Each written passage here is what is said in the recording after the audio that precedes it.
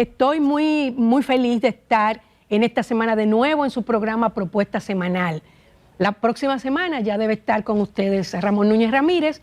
Me despido por ahora, normalmente siempre estoy en diciembre, pero a veces en los intermedios. Hoy tengo como invitado especial al doctor Yotin Curi, un reputado jurista, exmiembro del Tribunal Constitucional, con quien voy a tocar temas importantes de este momento. Quédese con nosotros en su propuesta semanal. En esta semana, aunque ocurrió la semana pasada, es imposible no hablar del tema del robo del Banco Popular. ¿Por qué? Bueno, porque primero fue el segundo robo en menos de 10 días a una entidad bancaria y porque este tuvo unas características especiales. Por ejemplo, vimos a uno de los asaltantes que se veía de inmediato que tenía una barba artificial puesta, aunque los demás tenían pasamontañas, que sí era similar como el robo anterior.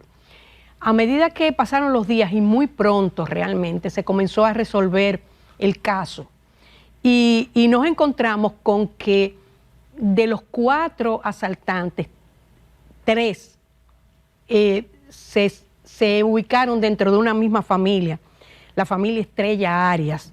Ellos eran Jorge Luis, Alberto, Ezequiel y Richard. Este último fue asesinado, fue matado por la policía, supuestamente en un intercambio de disparos. De igual manera, otro de los implicados también fue sacado de la casa y se dice que fue sacado vivo y que luego fue ultimado. Pero es uno de los casos que yo pienso que a la población dominicana nos ha dejado muy preocupados. ¿Por qué? Porque no estamos hablando de gente, digamos, totalmente desconocida. Uno de ellos era un joven actor, había actuado en películas, había actuado en reality shows de la televisión dominicana. Entonces uno realmente como que no entiende qué pudo haber pasado por la mente de estos jóvenes que pudiese hacerle creer que un robo bancario a una entidad del nivel del Banco Popular podía quedarse impune. Y peor aún, cuando uno oye la cantidad que lograron robar, pues uno dice, óyeme, esto es increíble, o sea, no parece real, pero bueno, sí realmente lo es. Y no hay duda de que crea un sentimiento de inseguridad entre los usuarios de los bancos, de pensar, óyeme, pero en cualquier momento yo estoy en un banco y puede haber un asalto. Bueno, Dios nos libre. Otro tema que sí forma parte de las cosas que supimos en esta semana es ver al director de Migración revisar, digamos, hacer una supervisión en una construcción que ellos llaman casa de acogida para ciudadanos de otros países, extranjeros. Sabemos que nos estamos refiriendo básicamente a ciudadanos haitianos. Casa de acogida, desde su palabra, desde su nombre, ya creemos que es inapropiado. ¿Por qué? Porque no se acoge a gente que está violando la ley migratoria, no se acoge. Se toma preso porque es un ilegal, un violatorio de las leyes y se deporta a su país.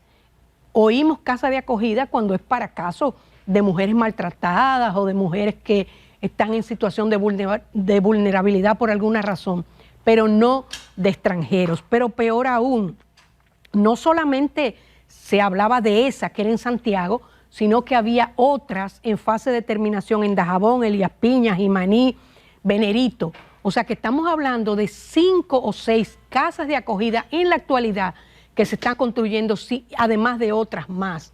Este es un caso que realmente merece que le pongamos atención, porque no solamente pueden entrar, sino que los que son tomados son llevados a un lugar que, como decía la nota de prensa, es un lugar adecuado que le garantice limpieza, comodidad, seguridad y tranquilidad a personas que han violado nuestra ley migratoria y que no sabemos si de esa casa de acogida, en vez de ser deportados, son sencillamente dejados ir como ocurre muchas veces. Bueno, es un tema que nos ha tomado todo el año y que seguirá porque aparentemente no hay la voluntad política de detener esta inmigración descontrolada en República Dominicana.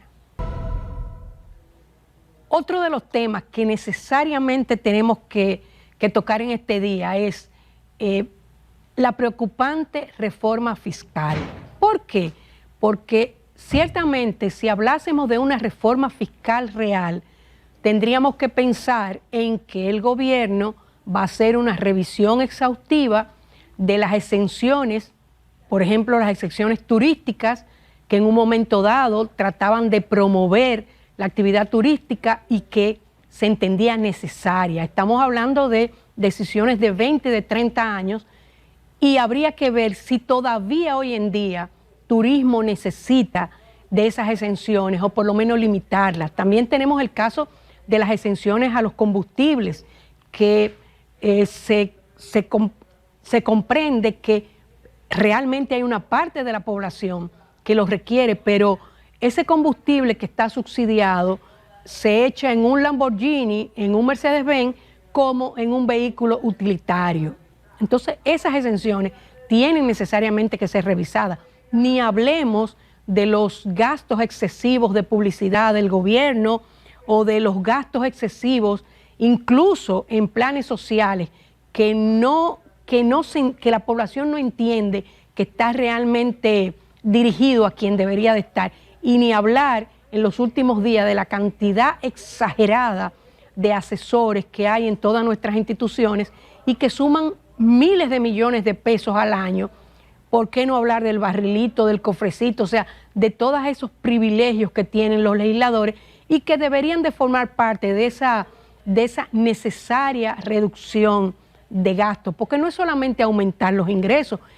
Todo el mundo sabe familiarmente que cuando uno tiene una situación económica y en lo que yo veo cómo aumento los ingresos, la posibilidad de reducir gastos, pues el Estado es igual.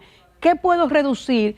¿Qué puedo aumentar? Y que ese aumento que se genere no sea para dañar solamente a la población indefensa, como sería la clase media trabajadora o los pobres, que no tienen a quién pasar esos aumentos. Los empresarios, los industriales, los importadores, siempre tendrán la posibilidad de pasarnos a nosotros cualquier carga que se le quiera colocar a ellos. Otro de los temas que es imposible no tocar en esta semana es la reforma constitucional.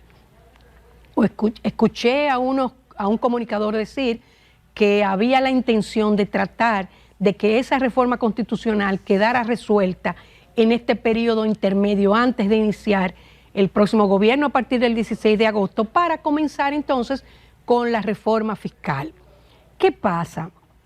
¿Cuál es la gran diferencia de esta reforma que dice el presidente Luis Abinader que tiene dos propósitos? Uno es generar su famosa intención de una justicia independiente y la otra de colocar los candados necesarios para que no pueda haber un presidente que se perpetúe en el poder.